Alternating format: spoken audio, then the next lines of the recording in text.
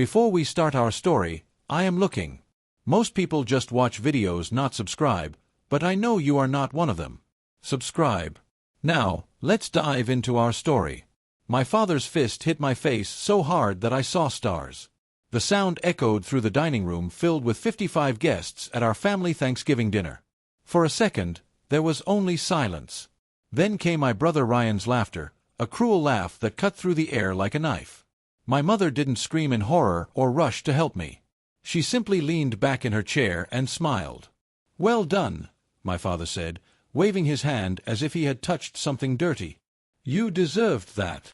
In that moment, with the taste of blood in my mouth and 55 pairs of eyes judging me, I realized a devastating truth. I was never the problem. I was just the mirror they hated to look at. My name is Michael, and at 32 years old, I had just discovered that my own family had used me as a scapegoat my entire life.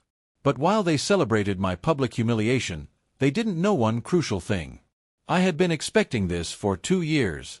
And that night when I got home, I would make 3 phone calls that would completely destroy their world. The invitation letter had arrived 6 months earlier. High-quality cream paper, gold-embossed lettering.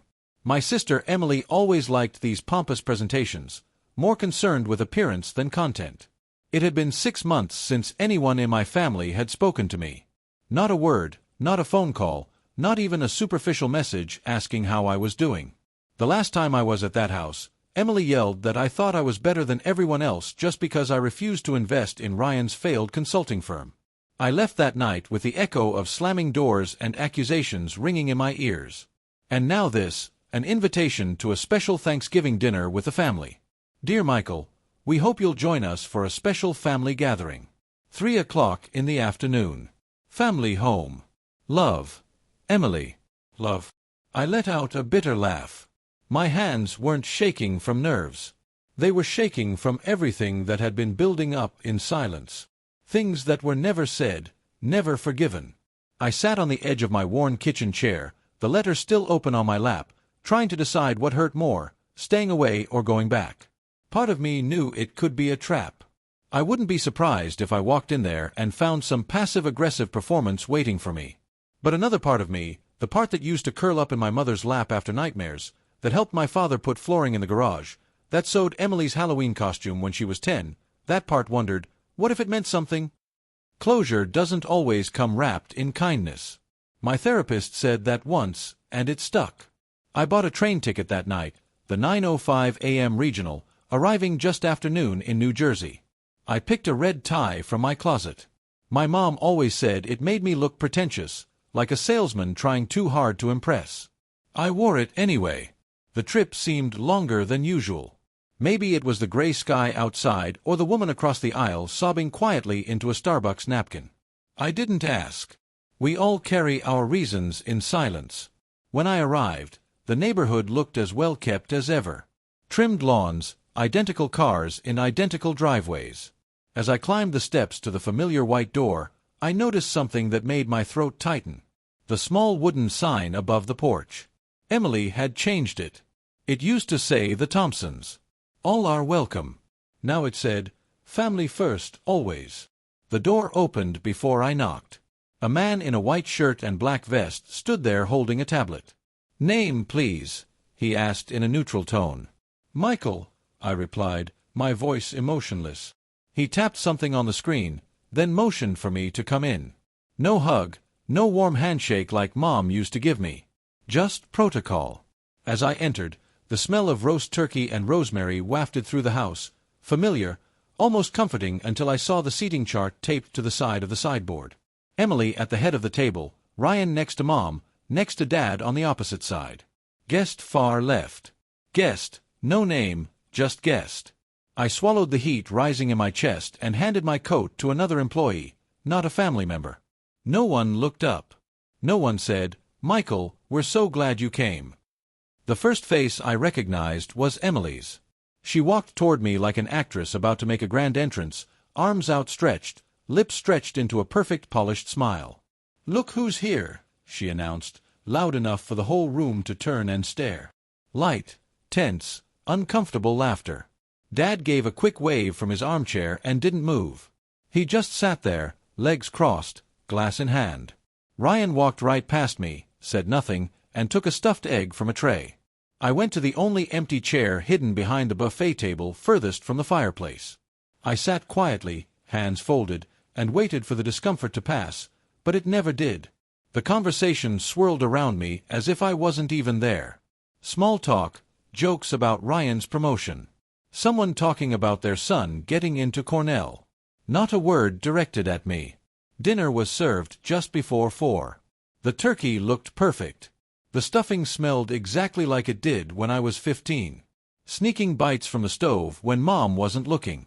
Plates clinked. Glasses rose. Everyone seemed too rehearsed. When I reached for the cranberry sauce, I felt it before I saw it. All eyes turned subtly toward the head of the table. My mother stood, the chair creaking as she rose. She tapped her fork once on the rim of her wine glass.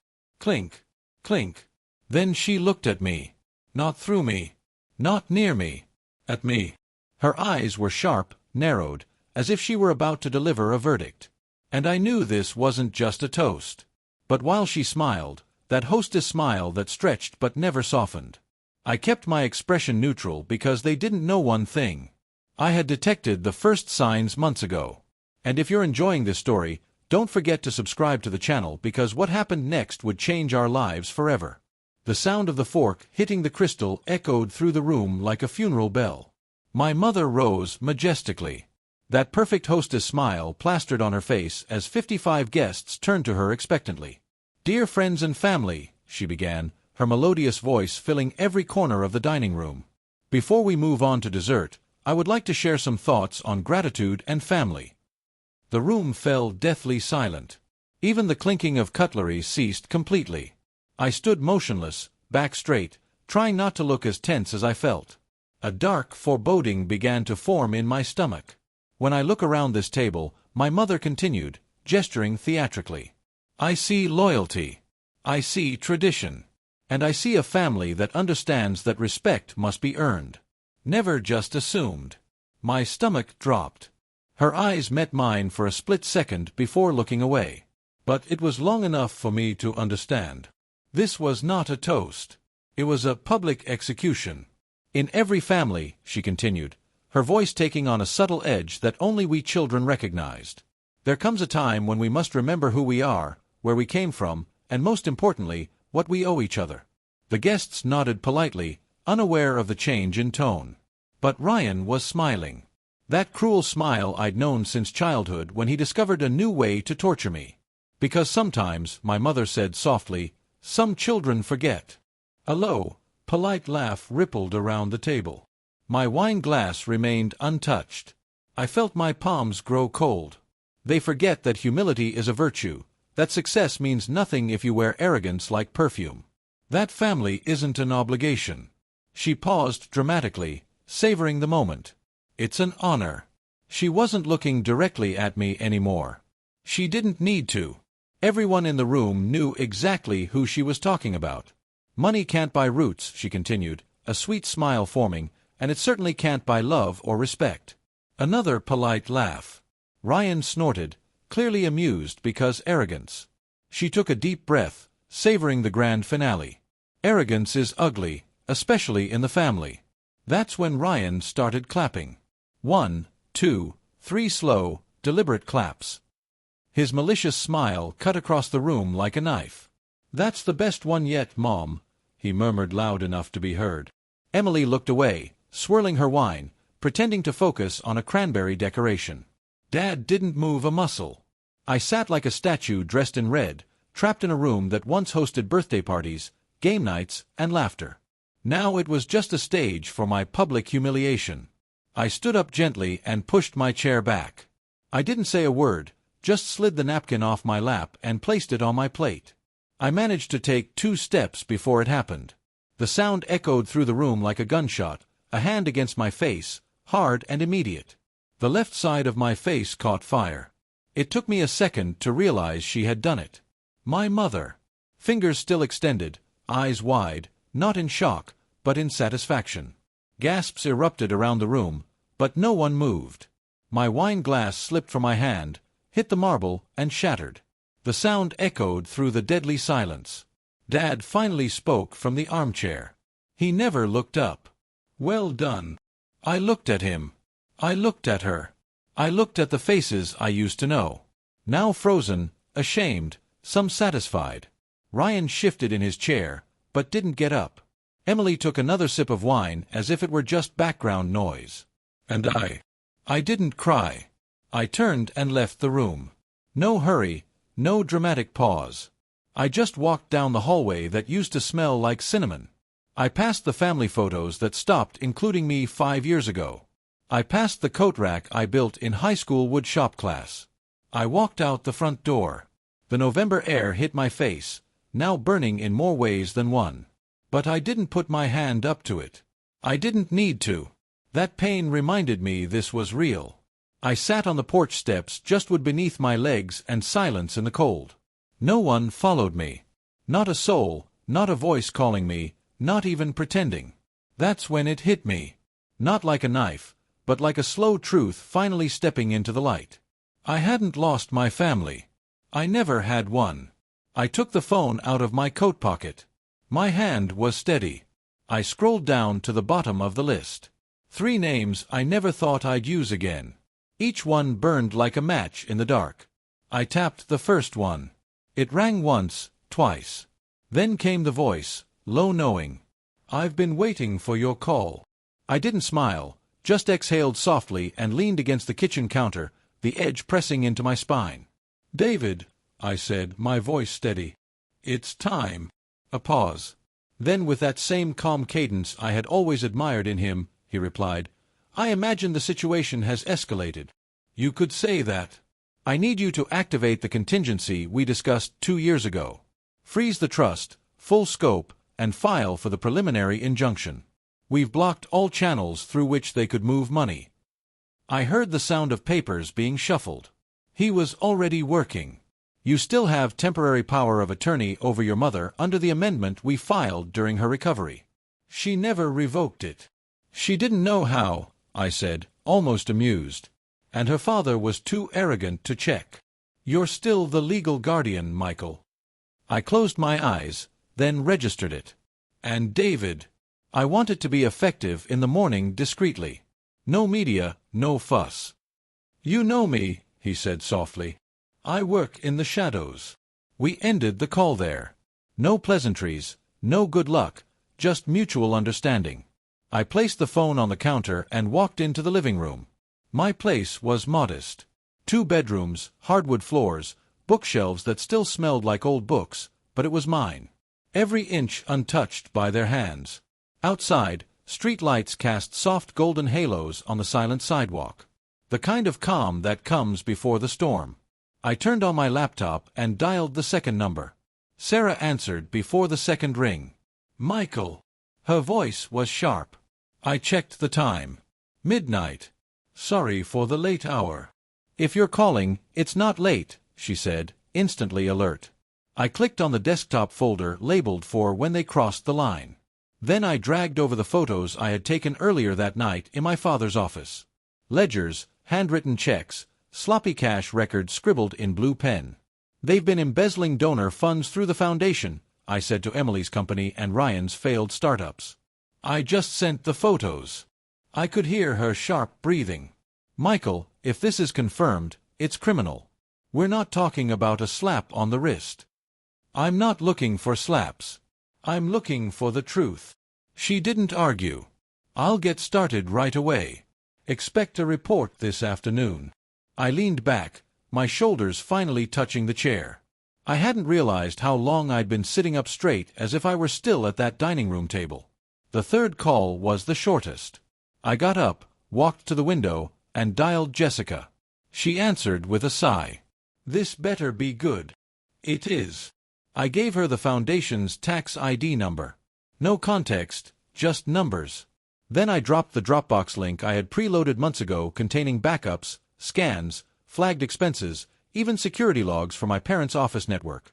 She asked no questions, just said, "You'll receive confirmation of the subpoena within 48 hours. That was it. No good night, no thank you. I stood at the window after the call. The glow of the city beyond Princeton was dim, silent. My own reflection stared back at me, older than I remembered. Tired, but not broken. I made tea. It was almost muscle memory now. Chamomile, a drop of honey, the blue mug with a chipped handle that I refused to replace. As the kettle whistled, my mind wandered back. 2 years ago, the house still smelled of antiseptic and roses from Get Well bouquets. My mother was recovering from complicated abdominal surgery, and I had flown back from Boston to take care of her. My dad was hardly home. Ryan was in Las Vegas. Emily only stopped by for Instagram photos. So, it was me, the forgotten son, changing her bandages, making bone broth, helping her in and out of bed. And while she slept, I had access, passwords, files, signature stamps. At the time, I didn't think I'd ever use them. I just filed it away like someone who glues emergency glass behind a wall just in case. They didn't even notice. Now, the kettle clicked. I poured the tea, sat down at the small table next to the bookcase, and watched the steam rise like a dancer without an audience. I didn't feel angry. Not anymore. That was the old me. Anger was loud. Anger was messy. This was something else. They wanted a scapegoat, someone to humiliate, someone to point at and say, "See, this is what happens when you step out of line." They wanted the quiet son to stay quiet. Well, I would, but now silence would be my weapon. I took one last sip, closed my laptop, and whispered to the empty room, "Now we wait." 27 hours later, the family's accounts were frozen, and the calls started coming in. I was in the kitchen stirring a small pot of oatmeal when the first call came in. The screen lit up with Dad in big letters. I let it ring twice, then answered. "There's a problem with the trust," he said, skipping even a hello. "The quarterly transfer didn't go through. I called the bank. They said it was flagged. Can you check?" His voice wasn't panicked yet, just impatient like a man who's used to things working the way he expects them to. I didn't answer right away. I poured the oatmeal into a bowl, added a pinch of cinnamon, and walked over to the table. "No," I said. There was a pause. I'm not going to check. You'll have to find another way. You have power of attorney, and I'm exercising it. I hung up. The second call came before I even took a bite. Ryan voicemail, then another, and another. By the fourth time, my phone vibrated so hard it rattled against the wooden table. I didn't answer right away. I finished eating first, then I poured myself some coffee and finally pressed play. "You think you're smart?" he growled, his voice thick with rage. "You think cutting off the money makes you powerful? We made you, Michael. We fed you. We gave you everything." Next message. "This is what you wanted, isn't it?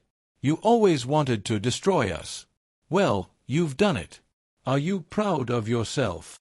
Then silence for 2 hours. I spent that time reviewing some invoices Sarah had flagged.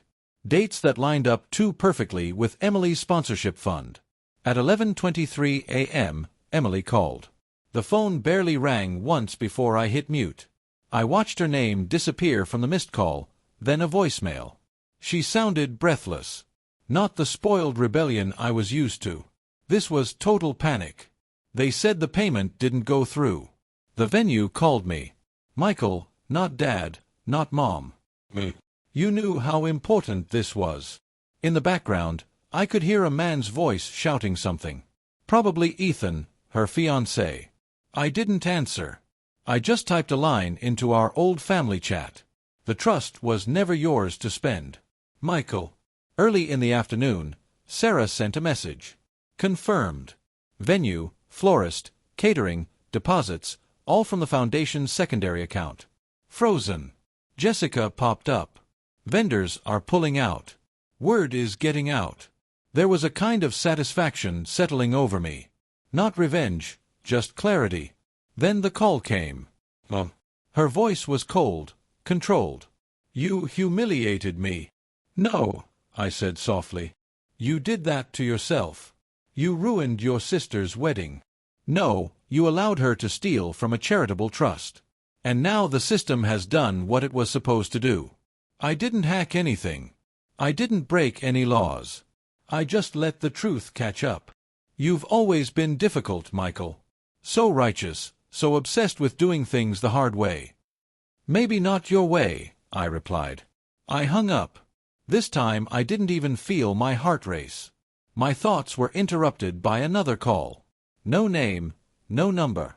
Blocked. A silent breath on the other end. Then a familiar voice said, "Michael, I have something you need to hear about your father." I recognized the voice before she said her name. "Michael, it's Karen. I worked with your Aunt Helen back then." My hand tightened around the phone. I hadn't heard that name in years. Aunt Helen had died of what they called natural causes a decade ago. The only one who ever stood up to my father and quietly disappeared from every family photo after the funeral. I kept something. She asked me to keep it. I think it's time you heard it. She told me to meet her at the Newark County Records Building, 4th floor, back file room at 4:30 sharp. The drive there was gray, wet roads, moody clouds, enough drizzle to make the wipers squeak. The Records Building was nearly empty. The 4th floor smelled of old paper and ghost bureaucracy. Karen looked smaller than I remembered. Gray hair pulled back into a tight bun. Her eyes lifted and softened. "You came." She walked over to a filing cabinet, opened a hidden panel, and pulled out a small manila envelope. "This was Helen's insurance," she whispered in case anything happened to her. Inside was a flash drive. Plain. Unlabeled. "Keep it off Wi-Fi. Trust me." "What's on it?" "Proof of who your father really was." When I got home, it was already past 7. I turned off my phone, closed the curtains, and sat down at the kitchen counter with my old laptop. No internet, no Bluetooth. The file was labeled Helen_audio_20110419. I pressed play. First, just static, then my father's voice. "So, here's the plan. We call it a family trust. We make it look clean. The kids' names go on the documents." Another voice. "My mother's. And the IRS. They'll be sniffing around soon." Dad again. "We push the real assets through the shell company, then funnel the money under the new trust. Only Ryan gets the codes. We don't need the girls digging." A pause, then laughter. "Michael won't even notice. He's too busy being noble." I paused play. My breath caught as if I'd swallowed glass. They didn't just cut me out. They used me. My name, my identity, my silence. I wasn't the neglected son. I was the bait. I called David and told him everything. Falsification, misappropriation of funds, wire fraud. That's enough to open a criminal investigation. I want this exposed. A few minutes before midnight, I sent the audio file to 3 people: David, a contact at the IRS, and Emily. 5 minutes later, a text flashed on my screen from Emily. "What the hell?" I hadn't even put my laptop down when the doorbell rang. Quick, impatient, a sharp sound. Through the peephole, I saw her. Emily was still wearing that stiff navy blue blazer. Her hair was a mess. Her mascara was smudged. Her knuckles were white from gripping the phone. I opened the door without a word. She came in and grabbed the phone. "Was that real?" I just nodded. "They told me you left because you were selfish," she whispered. "They said you didn't want to be part of the family." "No," I said quietly. "I left because I knew something was wrong. I just didn't have proof until now." She sat stiffly at the dining room table. "I didn't know. I mean, I knew things weren't right, but I thought I was imagining things. Mom told me when I was 14, Michael isn't like us. Never trust him with anything real. That's why I stopped telling you anything." My heart contracted. I thought I was the favorite, but now I don't think they ever loved me. I was just useful. I was the face of the family, but it was just a mask they wore. "You still have a choice," I said. "You can keep pretending none of this happened, or you can help me bring it all to light. That would make me part of it. I'd be exposed, but you'd also be free." She placed the phone face down on the table. "I just protected monsters. Whatever you need, I'll sign." The moment passed, silent and fragile. Then her phone vibrated. She picked it up and froze. Dad just filed an emergency motion in court. She said he's trying to block access to the trust. He says you're a security threat to the estate. I stood up, not quickly, not dramatically, but deliberately, my hands clenched into fists, not out of fear, but out of readiness. It was time for the hearing, and while they thought they had me cornered, they didn't realize that I had been preparing for this exact moment for 2 whole years. We arrived at the courthouse just before noon. A silent drizzle had begun.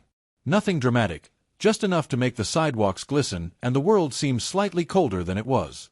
I got out of the car, briefcase in hand, and followed my lawyer through the side entrance, reserved for scheduled hearings. No reporters? Not yet. The marble floors of the Bergen County Courthouse were polished to a near-mirror shine. The hallways echoed softly with footsteps and the muffled murmur of legal staff moving between rooms. Inside Courtroom B, the temperature felt artificially cold, as if the air had been stripped of any warmth. Appropriate, considering who was sitting across from me. My father wore a charcoal gray suit, darker than usual, with a red tie so perfectly knotted it looked like a warning. My mother sat beside him in cream and pearls, her back stiff and unmoving. She didn't look at me. Ryan sat across from us, arms crossed, jaw clenched as if it were welded shut. Their lawyer, a man named Robert Hayes, adjusted his silver cufflinks and gave me a long polished smile that didn't reach his eyes. We took our seats. The judge, a stern woman in her 60s named Judge Carter, entered, her robes brushing the polished floor. This is an emergency motion filed by Mr. William Thompson to reverse the court-ordered freeze on the Thompson Family Trust, she said, her voice sharp and clear. All parties present. Robert stood. Yes, Your Honor, and with your permission, I'd like to begin. Proceed. He adjusted his tie and stepped forward, hands crossed at his waist. Your Honor, the court has been misled by a series of emotionally charged allegations made by Mr. Michael Thompson, who, while intelligent, has a documented history of emotional instability stemming from a traumatic adolescence. I felt my lawyer, Mr. Jenkins, shift beside me, calm, unruffled. Robert continued, this recent action, freezing the family trust, was not only impulsive, but retaliatory. He is acting out of a place of vengeance, not justice. The trust, Your Honor, has provided for multiple generations of Thompsons. Paralyzing it based on the accusations of a single heir without full evidence or due process risks severe financial harm. We request the immediate lifting of the freeze and the reinstatement of Mr. Thompson as sole trustee. He stepped back, smug and composed. Judge Carter turned to us. Mr. Jenkins, your response. He rose. Yes, Your Honor. Mr. Thompson would like to speak directly to the court. The judge nodded. I rose slowly, conscious of the silence, of the way even the clerk paused slightly as I took the stand. My heels clicked softly on the tile, a steady rhythm. I was sworn in, sat down, and looked directly at the judge. When I froze the trust, it wasn't because I was angry, I said. It was because I finally had proof. I paused. I let the words settle. For years, I questioned why documents didn't match, why my name was left off important financial decisions despite promises, why my father's signatures kept appearing, and mine, too. Even though I never signed anything, I suspected fraud, but I didn't act because suspicion isn't proof. I looked at Robert, then at my father. Now I have more than suspicion. Mr. Jenkins stepped forward and handed a thick file to the clerk. Your Honor, he said, we are submitting 2 key pieces of evidence. First, a set of trust documents with Mr. Thompson's forged signature compared to notarized samples from previous records. Second, an audio file. In this recording, Mr. William Thompson is heard explicitly discussing financial misrepresentation, including hiding funds under his children's names to circumvent IRS scrutiny. The judge raised an eyebrow. You have the audio. We do. It was obtained legally through a recorded phone call with a witness who has since submitted a sworn statement. Judge Carter leaned forward slightly. Play it. The room fell silent. A technical assistant brought a small speaker and pressed play. There it was. My father's voice, clear and unhurried. We moved the rest under Emily's name. She doesn't ask questions. Michael's too curious. We'll say he's not part of the estate. Turn him around. Keep him out. If the IRS looks, we're clean on paper. Ryan's voice came faintly, laughing. You're ruthless. And then my father again, laughing. No, I'm careful. No one breathed. The room held its breath as one. Even Robert's false composure cracked. He blinked, his jaw tightening. My mother stared at the floor. Ryan leaned back, pale. The judge looked directly at my father. Mr. Thompson, is that your voice? My father hesitated. It could have been. Yes or no? Yes, but... She cut him off. That's enough. The room remained silent except for the sound of the judge scribbling a note. Judge Carter turned to the clerk. Motion denied. The freeze on the Thompson Family Trust remains in full effect. Furthermore, I am referring this matter for immediate review by federal authorities on suspicion of financial fraud and perjury. Mr. William Thompson, Ms. Linda Thompson, and Mr. Ryan Thompson must provide full disclosure within 7 business days. Robert tried to stand, but the judge raised her hand. This is not a negotiation. Session adjourned. The gavel struck like a gunshot. I stood up, grabbing my coat, keeping my movement steady. Behind me, I heard my father stand up, abrupt, angry. I was halfway down the aisle when his voice came, sharp and low behind me. You think you won? I stopped, turned, looked him straight in the eye. No, I said. I think I started. He didn't say anything.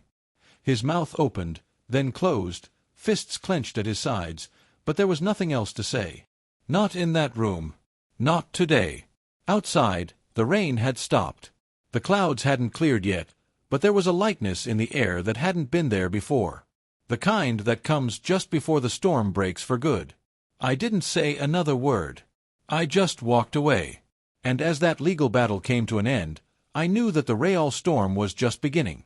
If you're following this journey of justice, don't forget to subscribe to the channel because what would happen in the next few days would not only change my life, but reveal secrets I never even knew existed. The first knock came 2 days later at exactly 7:36 in the morning. The sun had barely risen above the tree line in Tenafly. Ryan was the first to arrive at the front door.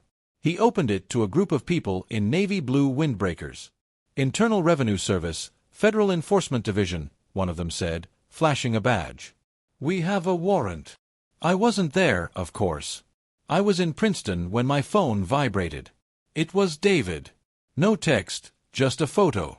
Evidence boxes being rolled down the front steps of the Thompson house, each one labeled with printed tags. I didn't smile. I just whispered, "You guys opened this door." I just held the mirror. Back in Tenafly, panic had broken out. Ryan's wife let out a scream as agents entered the hallway. My mother collapsed on the couch, asking for smelling salts. My father marched downstairs and demanded that everyone stop this nonsense. The lead agent calmly handed over the warrant. This is a federal investigation, sir. You may contact an attorney, but the search will continue. In Ryan's office, things got surgical. Cabinets were opened. Flash drives were bagged. His laptop was mirrored. Then one of the agents, rummaging through a wooden file cabinet, hit something metallic on the back panel. It sounded hollow. He slid the files aside. There it was, a small compartment built into the back wall. Inside, a black leather notebook worn as if it had been handled frequently. Each page was handwritten. Dates, amounts, routing numbers, and code names, M01, R91, E73. Our birth months and years, transfers to offshore accounts, movements between fake trusts. When the agent showed it to Ryan, he tried to laugh. These are just notes for tax planning. The agent didn't blink. Then you can explain that to the prosecutor. Hours later, the agents left with 12 boxes, 2 hard drives, and a black notebook that now sat at the center of a growing case. Around 6:40 in the evening, my doorbell rang. Emily was there in jeans and a navy sweater holding a ceramic casserole dish. "I made lasagna," she said quietly. "It was your favorite back then." We ate in almost total silence. At one point, I picked up an old photo of us as children and placed it between us. "Do you think she ever loved us?" she whispered. "I asked her that today," Emily said, her voice lifeless. "She hit me just like she used to." "Did you?" I didn't move. I just turned and left. She stayed until almost 9 o'clock. Then she got up and left without asking for anything. That night, before going to bed, I checked the mailbox. Inside was a cream-colored registered envelope with 5 words handwritten on it, "To the rightful heir." I stood in the hallway, the envelope trembling in my hands. When I opened it, a flash drive and a letter in my grandfather's handwriting fell out. If you're reading this, Michael, then you've already proven yourself stronger than I ever was. He wrote about how he watched my parents clip my wings, how he set up a separate trust fund that bypassed all of them. Everything I built in Vermont is yours. Not because of blood, but because you saw people clearly and still chose to be kind. I turned on the laptop and inserted the flash drive. The screen went black. Then my grandfather appeared in a recording from 2016. If you're watching this, kid, then they did what I feared they would. I saw what they did to you, how they cut you off, made you small, so I left instructions. The Vermont Trust, the land, the cabin, it's yours. It always was. Build something with your name on it. Don't spend your life proving they were wrong. Just live as if you were right all along. The next morning, we filed the letter and video with the court. Within 3 weeks, the judge ruled in our favor. The main trust was declared fraudulent. Grandpa's instructions were recognized as binding. My phone lit up with news alerts. Thompson Family Trust invalidated in court. Local financier faces scrutiny from the IRS. There were photos of my father shielding his face from cameras and Ryan outside his now-closed company. Emily wasn't in any of them. I didn't post a statement. I didn't tweet. I didn't give quotes because silence when it comes from those they dismissed echoes louder than anger. 3 weeks later, I drove to Vermont. The road curved in familiar rhythms. When I arrived at the cabin, the keys still fit perfectly. Inside, everything was just as he left it. Stacks of wood, folded blankets, his mug on the windowsill. I lit the fireplace and placed the letter above the mantel under a brass lantern that used to guide us home. This was mine now, not in the sense of ownership, but in the sense of roots. I registered the Vermont Trust in my name. I converted part of it into a silent foundation offering financial literacy workshops and small grants to young people with complicated family histories. Emily joined without being asked. She didn't want her name on anything. She would just make spreadsheets and stir the soup at meetings. We never talked about the slap or the lasagna. We just moved on. And now when people ask me how I survived all that, I say sometimes you won't get the apology.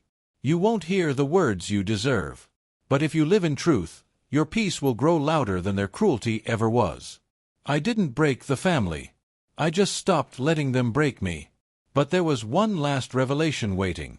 One that would change everything I thought I knew about who was really behind this from the beginning. 6 months later, I received a letter from the federal prison. Plain paper, shaky handwriting. My father, Michael. I know I have a lot to explain.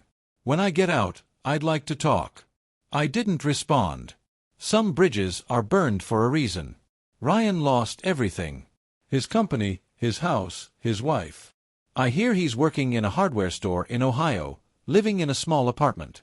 Sometimes humility comes too late to repair pride. My mother sold the Tenafly house.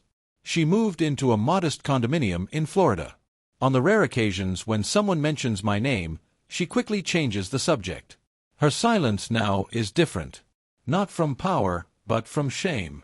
Emily and I meet every Monday at the cafe near the foundation. She never talks about the past, only about the projects we're working on. Last week, we helped an 18-year-old girl escape a toxic family and get a college scholarship. "You saved my life," she told me at our last meeting. I didn't. I just showed her that she had the power to save herself. Vermont has become my refuge. I spend my weekends at my grandfather's cabin, reading, writing, planning new projects for the foundation. In winter, the snow covers everything in white silence and peace. Sometimes visitors ask about my family, about the big fight that was reported in the newspapers. There was no fight, I reply calmly. Just the truth. The truth is powerful. It doesn't need to be shouted. It doesn't need to be forced. It just needs to be revealed at the right time by the right people. I've learned that revenge isn't about destroying those who hurt you. It's about building something so solid that the past can't reach you anymore. They tried to make me believe that I was the problem, that my honesty was arrogance, that my integrity was naivety. But they were wrong to confuse my kindness with weakness. In the end, I discovered something they will never understand. You can be kind and strong at the same time. You can forgive without forgetting. You can move forward without letting anyone walk all over you. Today, when I look in the mirror, I see the man my grandfather hoped I would become. Not perfect, but honest. Not vengeful, but fair. The last time I heard from my father, he was serving a 2-year prison sentence for tax fraud. Ryan lost custody of his children and is working to pay off his legal debts. Me? I'm planning to open the Foundation's second headquarters. If this story of overcoming adversity and justice touched your heart, subscribe to the channel for more real stories of people who turned pain into purpose. Because in the end, the best revenge isn't destroying those who hurt you. It's building a life so full that they become irrelevant. And when people ask me if all the suffering was worth it, I respond with a phrase my grandfather used to say. Sometimes you have to go through hell to find your strength.